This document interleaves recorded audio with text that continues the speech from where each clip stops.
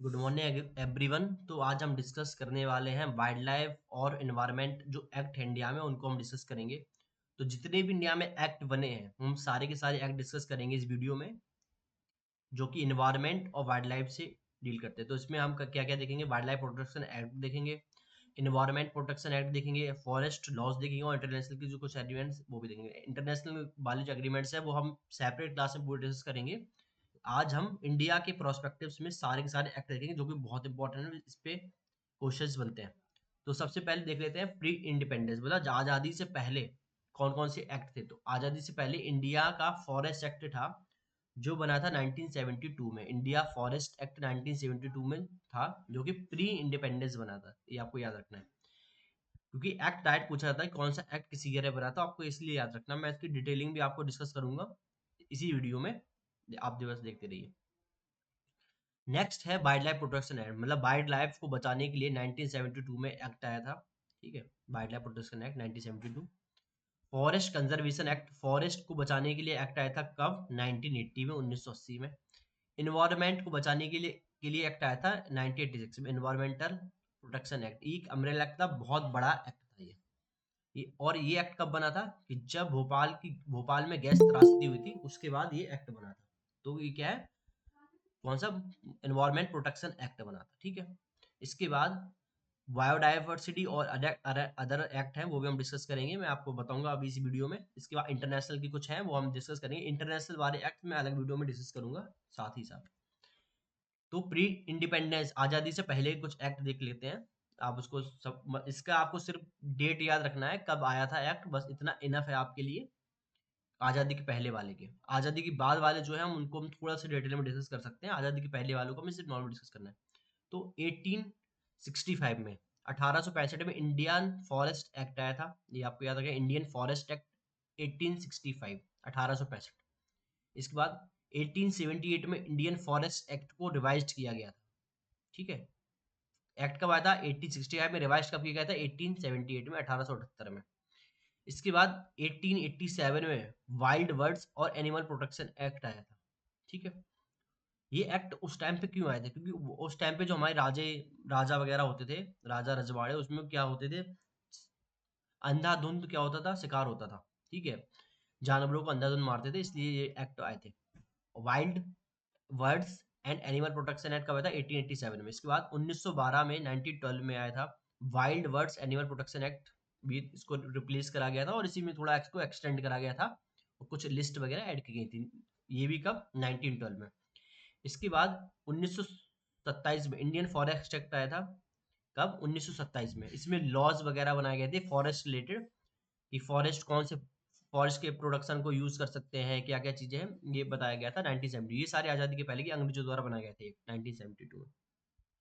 इसके बाद 1935 में गवर्नमेंट ऑफ इंडिया एक्ट आया था, इसमें भी बहुत सारे फॉरेस्ट लिस्ट बनाई गई थी, वाइल्ड लाइफ प्रोटेक्शन के लिए बहुत सारी पॉलिसीज थी। ये भी एक्ट था 1935 जो कि किससे रिलेटेड था, एनवायरमेंट और वाइल्ड लाइफ से रिलेटेड। तो ये 6 एक्ट हैं जो आपको याद रखने हैं, आज़ादी के पहले वाले। इसके बाद हम आज़ादी के बाद की बात कर लेते हैं। आज़ादी के बाद 1972 से हमने बहुत तेजी से किसके ऊपर काम करना चालू कर दिया, वाइल्ड लाइफ प्रोटेक्शन के ऊपर, कि हमें अपने वाइल्ड लाइफ जो है इसको प्रोटेक्ट करना है। हमने स्टार्ट किया 1972 में, सबसे पहले आया हमारा वाइल्ड लाइफ प्रोटेक्शन जो कि इंदिरा गांधी गवर्नमेंट के दौरान आया था। कब आया था, इंदिरा गांधी गवर्नमेंट के दौरान। इसमें क्या है, इसके द्वारा हमें नेशनल पार्क, सेंचुरीज और कंजर्वेशन रिजर्व बनाने थे, कि हम क्या कर सके अपनी वाइल्ड लाइफ को प्रोटेक्शन करने के लिए, उसको बचाव करने के लिए हमें नेशनल पार्क बनाने हैं, सेंचुरीज बनानी है और कंजर्वेशन हमें करना है इस वजह से। ठीक है, इसलिए हम कंजर्वेशन रिजर्व भी बनाए।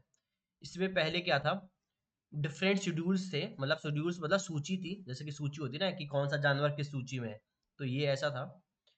इसके बाद इसी सूची को 2022 में रिवाइज किया गया। हम उस सूची को भी एक थोड़ा सा एक जस्ट देख लेंगे, थोड़ा डिटेलिंग कर लेते हैं। ठीक है, तो मैं आपको बता देता हूँ कि शेड्यूल 1 जो है उसमें एब्सोल्यूट प्रोटेक्शन है। अगर कोई भी जानवर शेड्यूल 1 में है तो उसको क्या है, उसको बचाने की सबसे ज़्यादा ज़रूरत है। तो उसमें कौन-कौन से जानवर हैं, जैसे tiger, elephant, snow leopard, rhino. ये हाईली प्रोटेक्शन वाले हैं, इनको हमें बचाव करना है, हाईली प्रोटेक्शन वाले जानवर हैं। Tiger, elephant, snow leopard, rhino और भी बहुत सारे हैं। मैं आपको कुछ एग्ज़ाम्पल बताऊँ, इनको मारने पर बहुत हाईएस्ट पेनल्टी लगेगी, जेल भी हो सकती है अगर आपने बिना रीजन इनको मारा तो, ठीक है, ये शेड्यूल 1 में।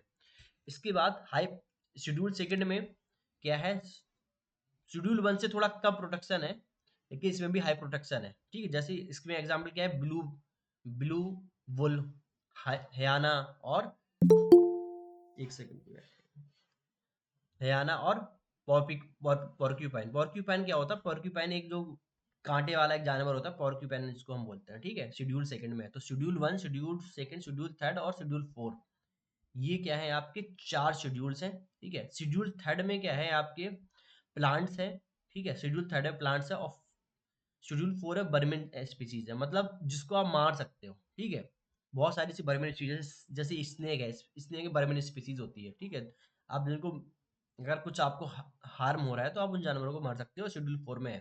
शेड्यूल 1 एंड 2 जो है बहुत इंपॉर्टेंट है, इसमें सबसे हाईएस्ट प्रोटेक्शन किसमें है, शेड्यूल 1 में है, शेड्यूल 2 में उसके बाद शेड्यूल थर्ड और शेड्यूल 4। शेड्यूल अगर पूछा जाए which of the following schedule of wildlife protection is related to plants, तो आपको क्या बताना है, शेड्यूल थर्ड, क्लियर। तो सबसे पहला आज़ादी के बाद जो एक्ट है वो कौन सा है, वाइल्ड लाइफ प्रोटेक्शन एक्ट 1972 वाला है, ये आपको याद रखना है, क्लियर।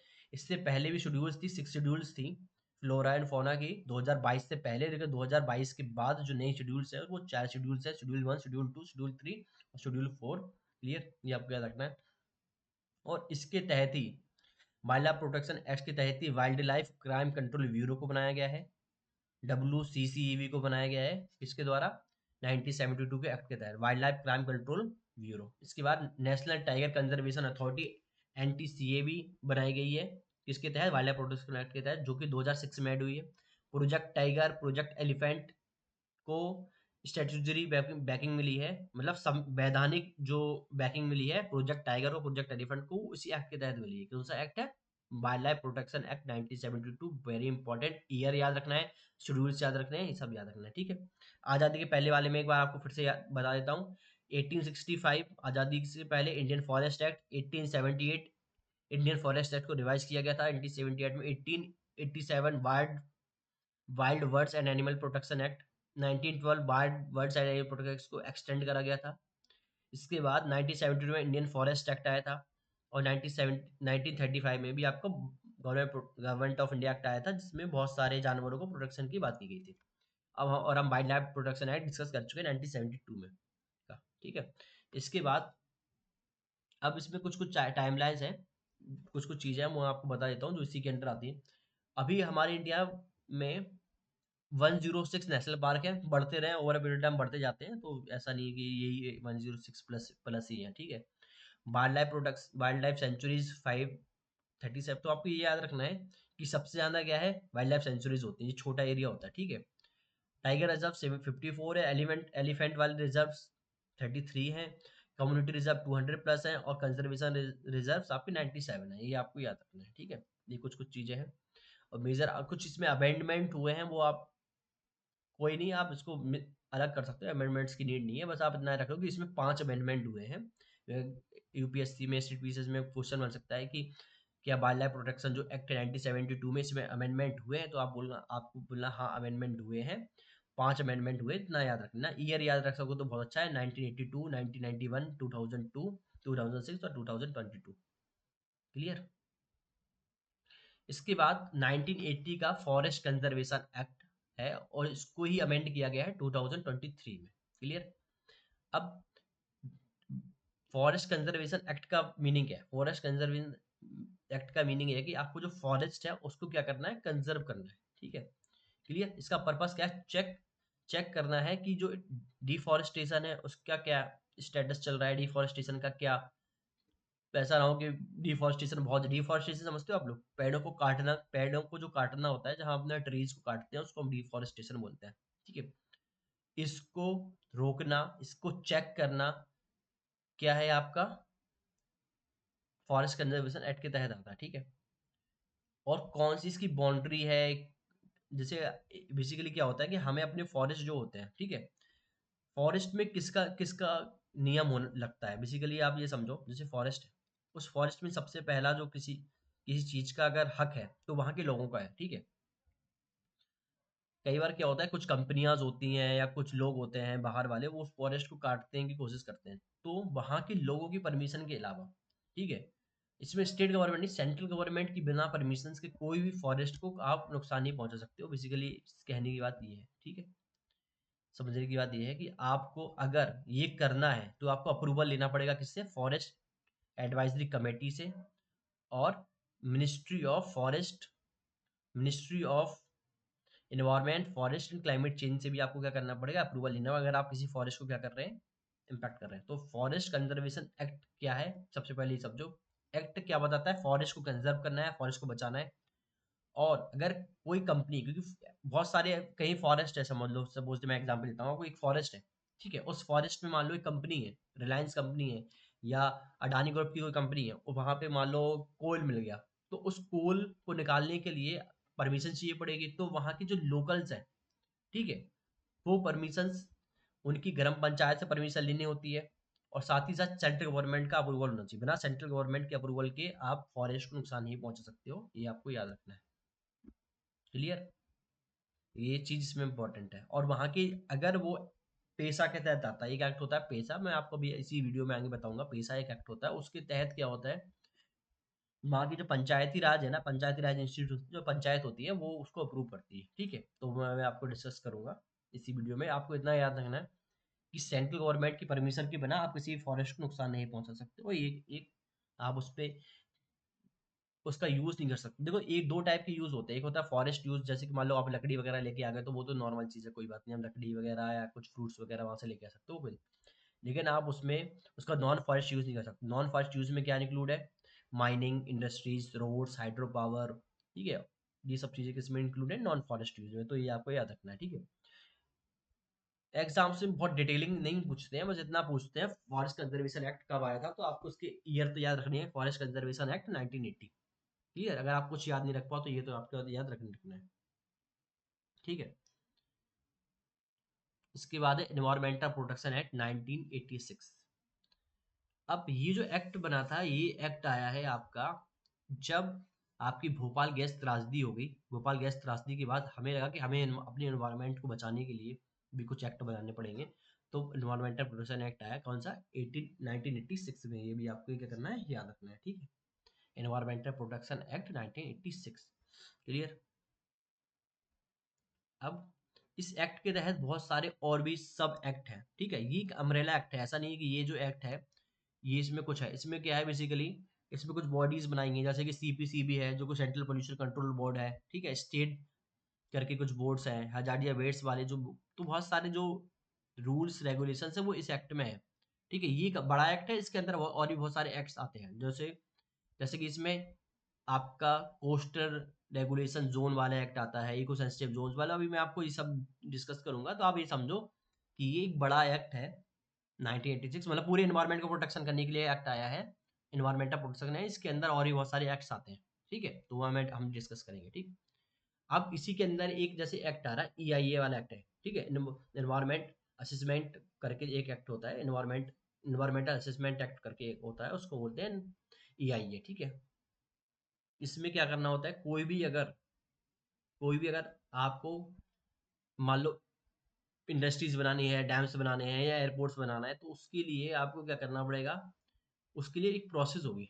आप सीधे क्या करोगे, पहले ईआई का फुल फॉर्म समझ लो। ईआई का full form environmental impact assessment होता है। इन्वायरमेंटल इम्पैक्ट असेसमेंट करके एक एक्ट होता है, ठीक है, ठीक। तो इसके तहत आपको क्या करना है, जैसे कोई प्रोजेक्ट अगर लॉन्च होगा कहीं पे भी, तो उसकी सबसे पहले स्क्रीनिंग होगी, ठीक है, कि वो वहाँ पे वो जो प्रोजेक्ट बन रहा, मान लो कहीं पे, जैसे कि मान लो देहरादून में, देहरादून में तो चलो क्या ही है ही एयरपोर्ट, अगर मान लो श्रीनगर में एयरपोर्ट बनना है, ठीक है, तो अगर श्रीनगर में कोई एयरपोर्ट बनना है, तो वहाँ पे पहले स्क्रीनिंग होगी। क्या होगी, स्क्रीनिंग होगी कि भाई यहाँ एयरपोर्ट की नीड है कि नहीं है, अगर नीड, अगर एयरपोर्ट बन रहा है तो कितना इसमें लॉस होगा, कितना लॉस नहीं होगा, तो ये सब चीज़ें देखेंगे, ठीक है।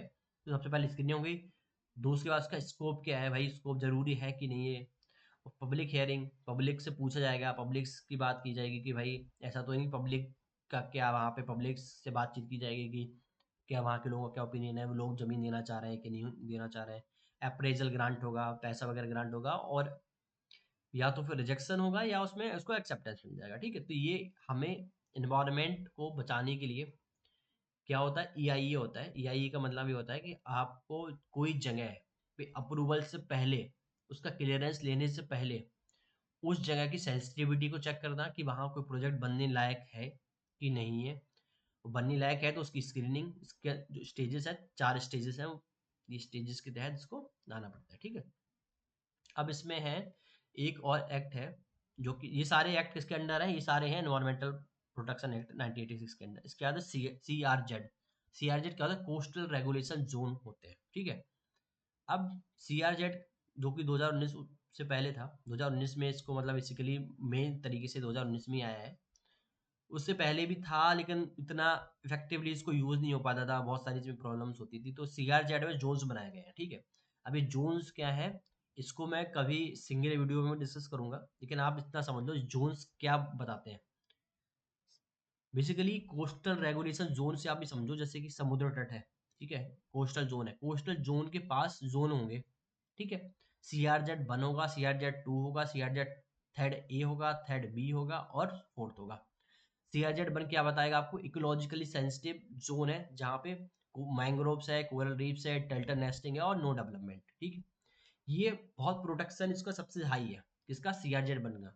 ये कौन सा वाला एरिया है, जो आपका कोस्टल एरिया है, तटीय क्षेत्र है, तटीय क्षेत्र के जस्ट बगल में आपका क्या है, सीआरजेड बना होगा, ठीक है। जस्ट जहाँ पे क्या हो, इकोलॉजिकली सेंसिटिव जोन है, ये इकोलॉजिकल समझते हो आप, कि वहाँ पे पारिस्थितिकी बहुत ज़्यादा सेंसिटिव है, इसलिए वहाँ मैंग्रोव्स होंगे, कोरल रीफ्स होगा, टर्टल्स होंगे और टर्टल्स की नेस्टिंग, मतलब वहाँ जो बच्चे पैदा करते हैं टर्टल्स वो होंगे, और वहाँ पे नो डेवलपमेंट होगा। तो सबसे ज़्यादा प्रोटेक्शन इसको मिल रहा है, सीआरजेड 1 को मिल रहा है। इसके बाद सीआरजेड सेकेंड, मतलब कोस्टल रेगुलेशन जोन सेकेंड। इसमें क्या हो सकता है, urban area up to tidal influence, ठीक है। इसमें क्या है, कुछ कुछ बिल्डिंग्स अर्बन एरिया बन सकता है, लेकिन जहाँ टाइडल इन्फ्लुएंस है वहां तक, मतलब जहाँ टाइड्स आते हैं ना, टाइड मतलब ज्वार भाटा आते हैं, ज्वार भाटा के आने के बाद वाला जो एरिया है वहां पे बन सकता है कि आपके अर्बन एरियाज बन सकते हैं। टाइड वाले जोन में नहीं बनेंगे, टाइड वाले जोन में बनेंगे तब तो टाइड आकर के बिल्डिंग गिरा देगी, तो वो तो फायदे नहीं है। इसलिए सीआरजेड सेकंड में क्या है आपका, area, urban area up to tidal influence. आप बस इतना, आपको पूछा भी जाएगा किसी भी एग्जाम में, यूपीएससी में भी इतना डिटेल नहीं पूछते, बस आप इतना याद रखते हो, सी आर जेड सबसे ज़्यादा सेंसिटिव है, सी आर सेकेंड उसके बाद, इसके बाद सी आर थर्ड ए। इसमें क्या है, rural area with high population density, ठीक है। इसमें भी नो डेवलपमेंट जोन है, ठीक है। ये भी जो क्षेत्र होते हैं ना, C R Z third A में क्या है, कुछ कुछ गांव होंगे जो कहाँ होंगे, कोस्टल एरिया के पास में होंगे, ठीक है। मछुआरे वगैरह के जो गांव होते हैं समुद्र तट के पास में, वो सीआरजेड ए में आएंगे, ठीक है। जहाँ की जिसकी पॉपुलेशन डेंसिटी ज़्यादा होगी, क्लियर। तो वहाँ पे भी क्या होगा, कोई डेवलपमेंट नहीं किया जाएगा, जीरो डेवलपमेंट होगा। इसके बाद सीआरजेड थर्ड भी हो गया, थर्ड वी होगा, जिसमें रूरल एरियाज होंगे with low population density, clear. 200 metre तक का एरिया इसमें हो जाएगा। यहाँ पे डेवलपमेंट जोन जो है, no development zone from high high tide और लो टाइड वाला जो रीजन है उसपे, मतलब ज्वार भाटा जहां से आता है वहां से 200 मीटर वाला जो एरिया है वो इसमें आएगा, ठीक है, सीआरजेड सेकंड में। इसके बाद सीआरजेड फोर्थ है। इसमें क्या होगा, water area and territorial water regulates fishing and marine activity की बात की गई है। तो बेसिकली क्या है, ये सारे जोन्स, 5 जोन बनाए गए, ये किस लिए बनाए गए, ये जोन इसलिए बनाए गए कि जो एनवायरनमेंट को क्या करना, इजिली प्रोटेक्ट किया जाए। कौन से वाले एनवायरनमेंट को, कोस्टल रेगुलेशन जोन वाले, कोस्टल जो जोन है उसको रेगुलेट करना है हमें, ठीक है। सीआरजेड, आप अभी हम बड़ी वीडियो नहीं बना रहे, हम बहुत डिटेल इसलिए नहीं कर रहे हैं, वरना मैं इसका डायग्राम भी आपको दिखाऊंगा, क्योंकि इतने जरूरी नहीं है। आप इतना रखो कि कोस्टल रेगुलेशन जोन का नोट को 2019 के तहत आया था, और उसमें 5 ये जोन्स में डिवाइड किया गया, इतना इनफ है आपके लिए। इसके बाद 2002 में आपका आया था बायोलॉजिकल डाइवर्सिटी एक्ट, ठीक है। ये एक्ट भी इंपॉर्टेंट है, तो ये इस एक्ट में बेसिकली क्या है, देखो, बायोडाइवर्सिटी क्या होती है, आप सब पहले ये समझो।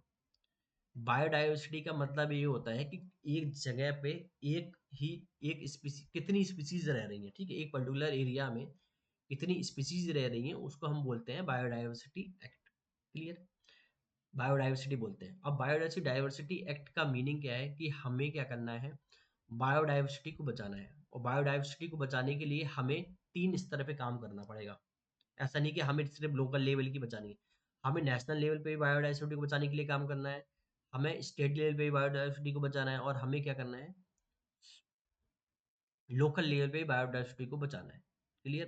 तो स्टेट लेवल पे, नेशनल लेवल पे, और और लोकल लेवल पे क्या होगा, लोकल बायोडाइवर्सिटी मैनेजमेंट कमेटीज होगी। ठीक है, जो क्या करेंगे, क्योंकि देखो ये जो कमेटीज वगैरह वहाँ एक्टिव ज्यादा रहती है जहाँ पे बायोडाइवर्सिटी लॉस होने का ज्यादा चांसेस है। ठीक है, इसमें क्या है, हमें बहुत सारी ऐसी स्पीसीज है उनको बचाना है जिनको हम कंजर्व कर सकते हैं। ठीक है, क्लियर? इसमें देखो, इसके तहत जो लोग हैं वो क्या करेंगे, लोग भी हेल्प करेंगे, साथ ही साथ बायोडाइवर्सिटी हेरिटेज साइट्स भी कुछ बनाई गई हैं, तो उसको भी आपको याद रखना है। आपको बेसिकली इतना याद अगर आप रख लोगे, बायोलॉजिकल डाइवर्सिटी एक्ट 2002 में आया था, इतना ही आपके लिए इनफ है। क्रोनोलॉजिकल ऑर्डर में लगाने के लिए आते हैं कि कौन सा एक्ट कब आया था, इसको क्रोनोलॉजिकल ऑर्डर में लगाओ। बाकी अगर आपको इतना ही पता है कि 3 स्टेजेस में हमें प्रोटेक्शन करना है और इसका उद्देश्य क्या है, जो बायोडाइवर्सिटी है उसको बचाना है, कंजर्व करना है, इतना इनफ है। नेक्स्ट कुछ कुछ और एक्ट हैं जो आपको याद रखने हैं, जैसे कि वाटर एक्ट 1974 में आया था। एयर एक्ट, ठीक है, जो क्या कर रहा था, आपका कंट्रोल करेगा एयर पोल्यूशन को, एयर क्वालिटी, एयर स्टैंडर्ड्स को बताएगा। ये कब आया था, 1981 में आया था। इसके बाद एफआरए, फॉरेस्ट राइट्स एक्ट 2006 में आया था। फॉरेस्ट राइट्स एक्ट कब आया था, 2006 में आया था। क्लियर? इसके बाद पेसा, पेसा आपको याद रखना है, पंचायती पेसा एक्ट 1966, इसका फुल फॉर्म याद रखना, पंचायती एक्सटेंशन टू शेड्यूल एरियाज। ठीक है, ये एक एक्ट है जिसमें क्या है, ग्राम सभा को पावर दी गई है कि वो अपने फॉरेस्ट के जो प्रोड्यूस है और लेफ्ट एक्विजिशन, मतलब कोई उनकी जमीन को हड़प ना सके, इसके ऊपर उनको राइट्स दिए गए हैं। ठीक है, ये भी आपको याद रखना है। PESA act 1966, Panchayati extension to schedule areas, ये भी इम्पोर्टेंट, इसका आप पॉलिटी में ही पढ़ोगे, ये पॉलिटी के लिए भी इम्पोर्टेंट है। इसके बाद Campa, compensatory afforestation management act है, जो कि 2006 में आया था। इसका मेन फंक्शन क्या है कि लोगों के साथ, जो लोकल लोग हैं और स्टेट गवर्नमेंट के साथ मिलकर के अफॉरेस्टेशन करना है। अफॉरेस्टेशन मतलब पेड़ लगाने हैं, डिफॉरेस्टेशन मतलब पेड़ काटना, अफॉरेस्टेशन पेड़ लगाना। तो ये आपको एक्ट है, ये भी एक्ट याद रखने हैं। ठीक है, इसका भी मैं एक रिवीजन भी करा दूंगा। ठीक, ये इंटरनेशनल कन्वेंशन है, कुछ कुछ साइट्स है, सीबीडी है, रामसर, यूएनएफसीसी, सीएमएस, और ये नगोया प्रोटोकॉल, ये हम इंटरनेशनल वाले उसमें डिस्कस करेंगे। ठीक है, इस यूपीएससी के पीवाईक्यूज पूछे गए हैं, वाइल्ड लाइफ प्रोटेक्शन एक्ट पे बहुत सारे आते हैं, रामसर साइट्स पे आते हैं, नेशनल बोर्ड ऑफ बायोडाइवर्सिटी किसके अंदर आता है, तो आपको पता होना चाहिए, वाइल्ड लाइफ प्रोटेक्शन एक्ट के अंदर आता है। ठीक है, कैंपा फॉरेस्ट, कैंपा का क्या उद्देश्य है, कब आया था, ये सब चीज़ें आपको याद रखनी है। ठीक है, क्लियर? अब यहाँ एक बार इसका रिवीजन कर लेते हैं। ठीक है, सबसे पहले इंडियन फॉरेस्ट एक्ट 1972, जो कि आज़ादी से पहले वाला है।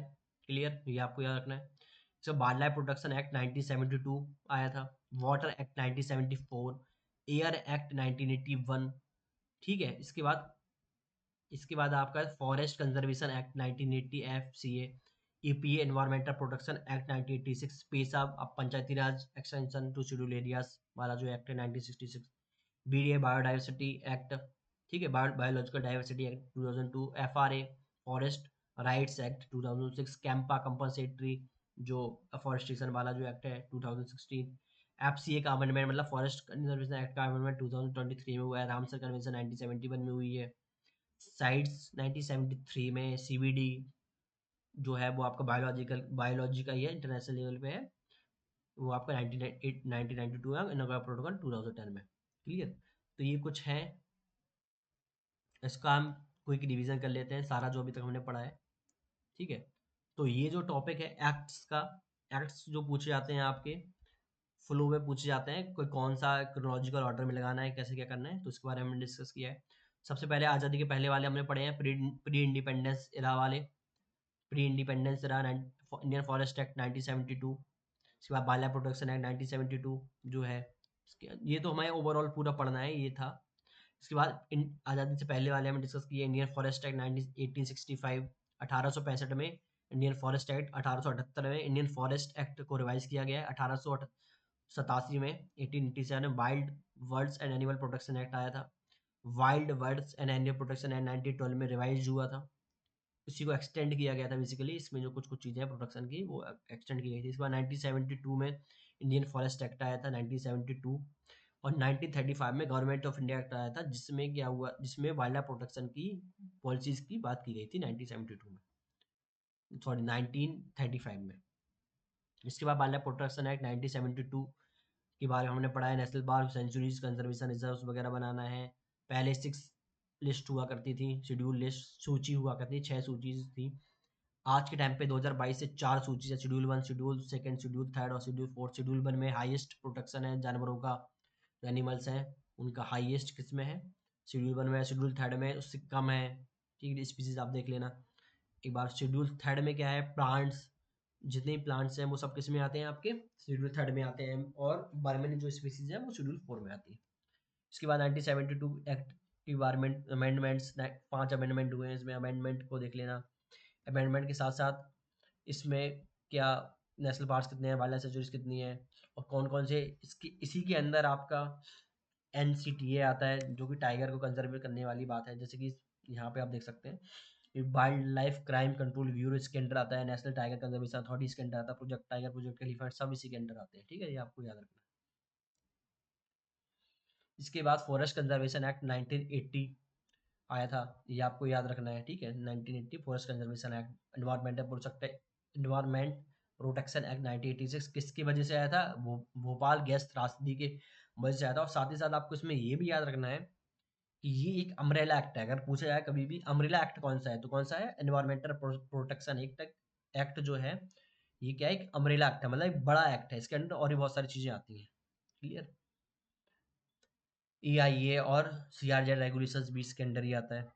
इसका biological diversity act 2002, water act, air act, FRA, पेसा, कैंपा, ये सब भी इसमें ही आते हैं।